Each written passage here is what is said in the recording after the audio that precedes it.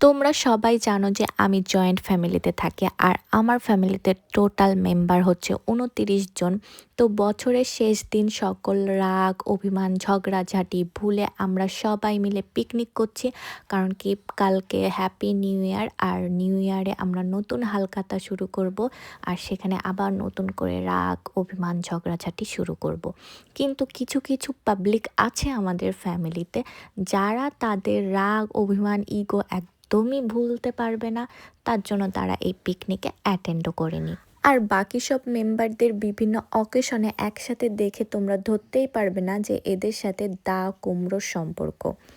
আর অন্যদিকে এই যে একজন, যার সাথে সবার সম্পর্ক ভালো থাকলেও সে কারোর সাথে সম্পর্ক রাখতে চায় না।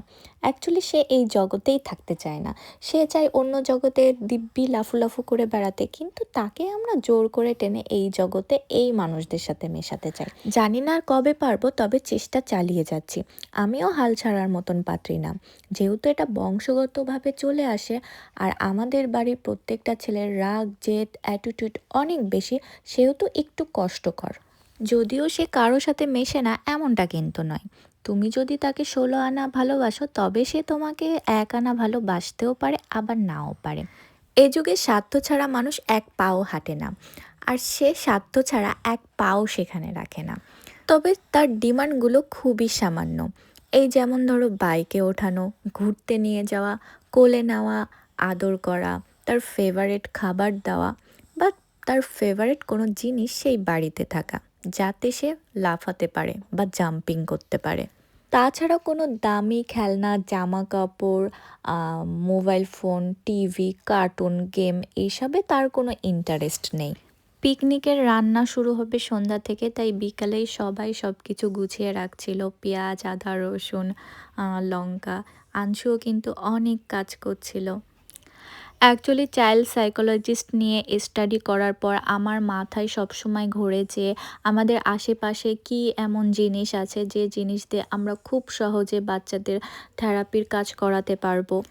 সব সময় যে বিভিন্ন ধরনের খেলনা দিয়েই যে থেরাপির কাজ হয় এমনটা কিন্তু নয়। আমাদের আশেপাশে যে বিভিন্ন ঘরোয়া জিনিস আছে সেগুলো দিয়েও কিন্তু খুব সুন্দর থেরাপির কাজ করানো যেতে পারে। যেমন এখানে পেঁয়াজ রসুনের খোসাটা ছাড়ানো বা খোসাগুলো টাচ করা আই কনটাক্টকে অনেকটা ইমপ্রুভ করে, প্লাস বাচ্চাদের যে সেন্সারি প্রবলেমটা থাকে সেটাও কিন্তু অনেকটা দূর হয়।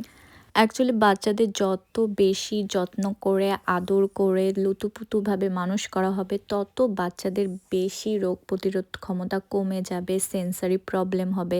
তাই একটু পরিবেশের সাথে তাদেরকে মিশতে দেওয়া উচিত। সন্ধ্যা হতে হতে রান্না চাপিয়ে দেওয়া হলো। তো আজকে আমাদের মেনু ছিল ফ্রাই রাইস সাথে চিকেন কষা। যেহেতু আমাদের বাজেটটা খুবই কম, তাই বেশি মেনু করা হয়নি। আর এত মেনু করা হলে খাওয়াও যায় না, তাই একদম সিম্পল ফ্রাই রাইস আর চিকেন কষা। এই আগুনের সাথে যে আমার কী শত্রুতা আমি জানি না, আর একটু হলে আমার গায়ে আগুন লেগে যাচ্ছিল। তো অনেক বছর আগে কালী পুজোতে বাজি ফুটাতে যাই, একবার আমার শাড়িতে আগুন লেগে যায়। তারপর থেকে আমার খুব আগুনে ভয়, আগুন একটা ফোবিয়াই হয়ে গেছে। আমি তো তারপর থেকে কোনো বাজিও ফাটাই না, তারাবাজিও হাতে ধরি না। তারপর এই চুলায় রান্না করা এটা খুবই কষ্টকর, কারণ কি একদিক থেকে ধোঁয়া চোখে উড়ে আসছে, আর এত মাংস একসাথে ওঠাতেই পারছিলাম না আমি। আংশু যেহেতু ঘুমাচ্ছিল তাই একটু পিকনিকের কাজবাজ করতে পেরেছিলাম, বাট ও ঘুম থেকে উঠে দেখে কেউ নেই, তাই কান্না করছিল। এরপরে সেজে গুজে চলে এসেছে বাইরে, চুপ করে বসে রয়েছে। ও কিন্তু তেমন একটা দুষ্টামিও করছিল না, দৌড়াদৌড়িও করছিল না, কারণ কি রান্না হচ্ছে আর ওর রান্না দেখতে কিন্তু খুবই পছন্দ করে। আমার মনে হয় ও বড় হয়ে মাস্টার শেফ হবে। অন্য যেসব কাজ ওর পছন্দ সেগুলোও কিন্তু ও অতটা অ্যাটেনশন দিয়ে বেশি টাইম ধরে করতে পারে না, বাট ও যখন রান্না দেখে তখন ও অনেকটা অ্যাটেনশন আর ফোকাস দিয়ে রান্নাটা দেখে। আংশু যখন আরও ছোট ছিল তখন থেকেই কিন্তু আংশু রান্না দেখতে খুবই পছন্দ করত, আর যখনই রান্না হয় ও এখনও কোলে উঠে যে দেখবে যে কী রান্না হচ্ছে এবং কি কেমন করে রান্নাটা করা হচ্ছে। রান্নাটা প্রায় শেষের পথে, তাই আমরা সবাই মিলে চলে আসলাম ডান্স করতে। অ্যাকচুয়ালি পিকনিকে ডান্স না করলে কিন্তু মজাই হয় না। তো আমরা সবাই মিলে ডান্স করছিলাম আর পিকনিকে সুন্দর একটা বক্স আনা হয়েছিল। বাইক অ্যাক্সিডেন্টে হাত ভাঙার পর থেকে অনেক দিনই ডান্স করতে পারিনি, পুজোতেও একদম ডান্স করতে পারিনি, তাই এবার পুজোটা একদম নিরামিষ গেছে। তো পিকনিকের দিন মন ভরে অনেকটাই ডান্স করলাম আমরা সবাই মিলে। অ্যাকচুয়ালি একা ডান্স করা না যায় না, সবাই যদি ডান্স করে তাহলে খুবই ভালো হয়। তো আমরা সবাই মিলে অনেকটা ডান্স করছিলাম। বাড়িতে যখনই কোনো অনুষ্ঠানে ডান্স করি তখন আমি আমাদের ফ্যামিলি মেম্বারের একজনকে খুবই মিস করি, কারণ কি ছোটোবেলা থেকেই আমরা সবাই মিলে খুব ডান্স করতাম আর উনি একটু বেশিই ডান্স করতো।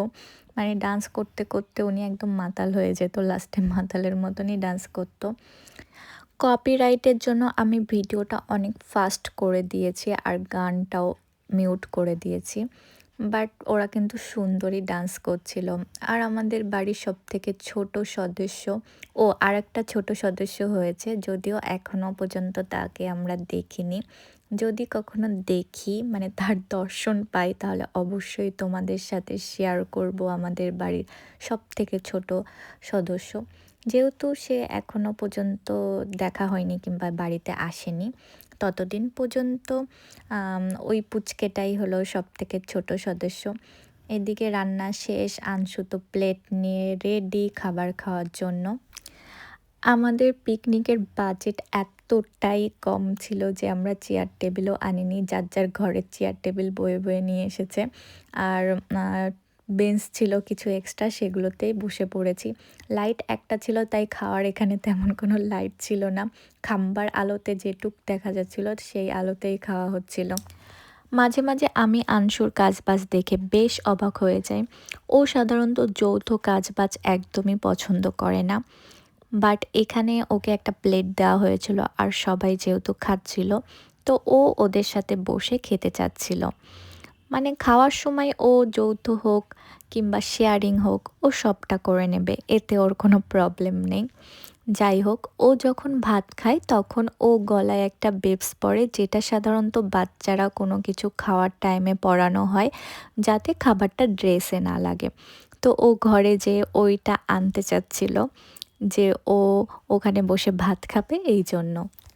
যদিও ভিডিওটা ক্যাপচার করা হয়নি, কারণ কি মাঝে মাঝে ও এমন কাজবাজ করে যেগুলো দেখে আমি নিজেই অবাক হয়ে যাই। তাই আমি অবাক হব না ভিডিও করব, আমি বুঝতে পারি না। যাই হোক, কেমন লাগলো তোমাদের আজকের ভিডিওটা অবশ্যই কিন্তু কমেন্টে জানাবে। আর যদি ভালো লেগে থাকে তাহলে একটা লাইক আর শেয়ার করে দিও। তাহলে আজকের মতন এই পর্যন্তই, আবার দেখা হবে নতুন ভিডিওতে। Bye bye.